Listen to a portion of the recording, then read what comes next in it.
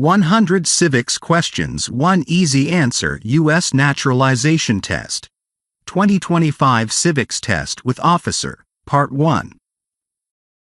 Struggling with any question?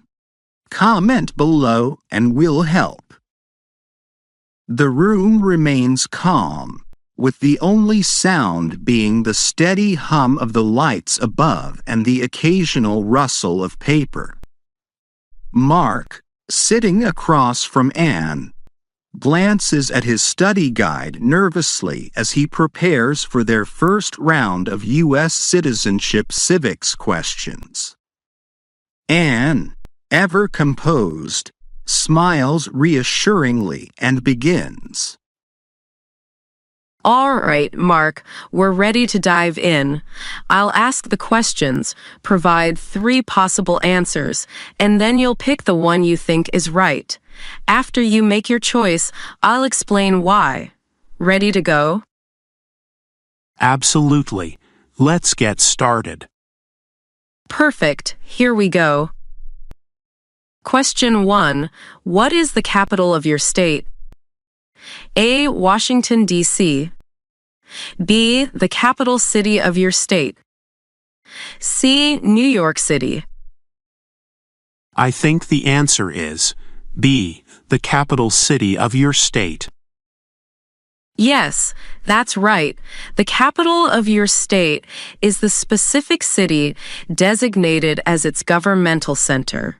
It varies depending on where you live. Washington, D.C. is the nation's capital, but it's not a state capital. Question 2. In what month do we vote for president?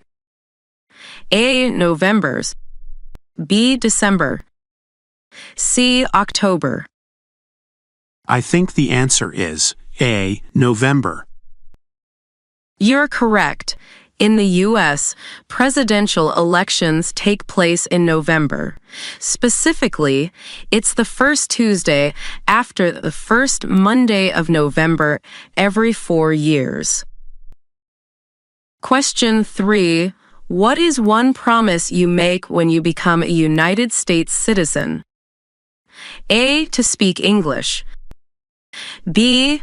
To be loyal to the United States. C. To serve in the military. I think the answer is B. To be loyal to the United States. That's absolutely right. One of the fundamental promises made by new citizens is loyalty to the United States, supporting its Constitution and laws. Question 4. What happened at the Constitutional Convention? A. The Constitution was written. B. The Bill of Rights was signed. C. The country declared independence. I think the answer is A. The Constitution was written. Exactly. The Constitutional Convention of 1787 was where the U.S. Constitution was created. Delegates from the 13 states met to design the framework for the federal government. Question 5. Where is the Statue of Liberty? A. San Francisco Bay. B. Boston Harbor. C. New York Harbor. I think the answer is C. New York Harbor. You're correct. The Statue of Liberty stands in New York Harbor, and it's one of the most recognized symbols of freedom in the U.S. Question 6. If both the president and the vice president can no longer serve, who becomes president? A. The Secretary of State. B. The Speaker of the House. C. The Chief Justice. I think the answer is B. The Speaker of the House. Exactly. If both the president and vice president can't serve, the Speaker of the House is next in line to become president, according to the Presidential Succession Act. Question 7. What major event happened on September 11, 2001 in the United States? A. A terrorist attack. B. The end of the Civil War. C. The launch of the moon landing.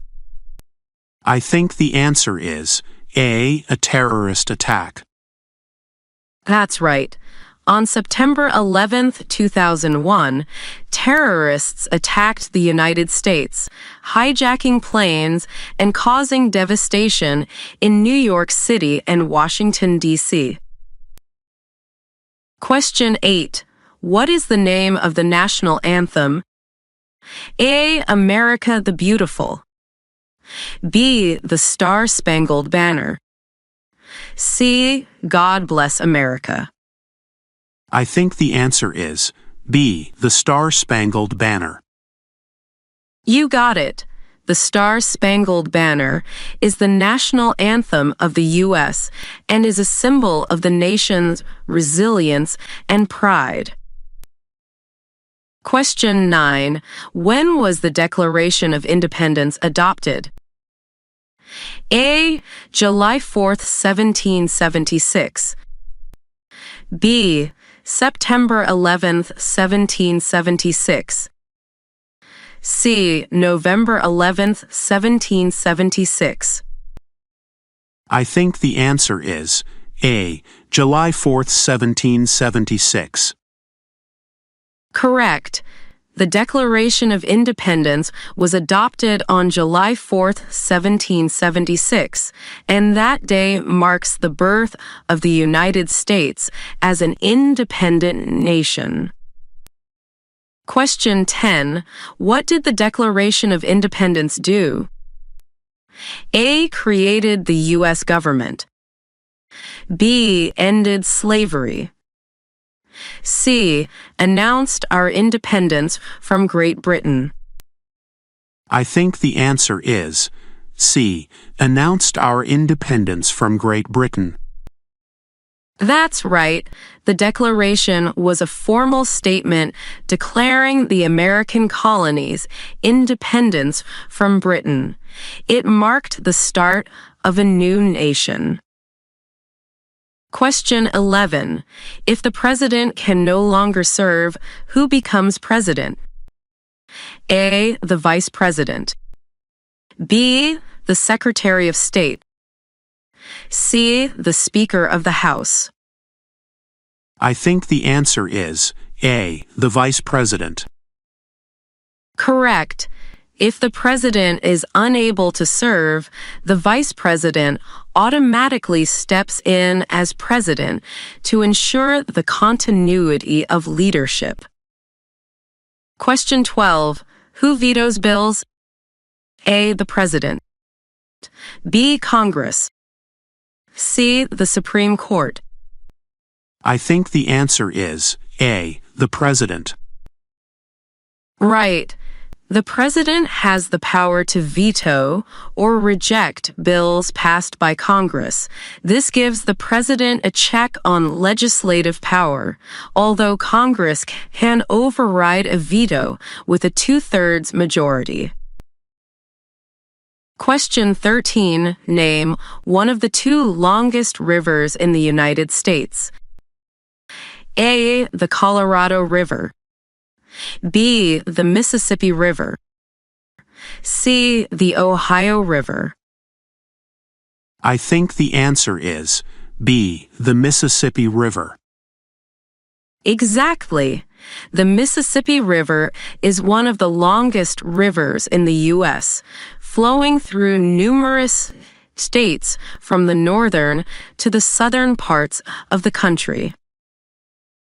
Question 14. What are the two parts of the U.S. Congress? A. The House and the Senate. B. The House and the President. C. The Senate and the Supreme Court. I think the answer is A. The House and the Senate. You're absolutely right. Congress is made up of two chambers, the Senate and the House of Representatives. Together, they create and pass laws. Question 15.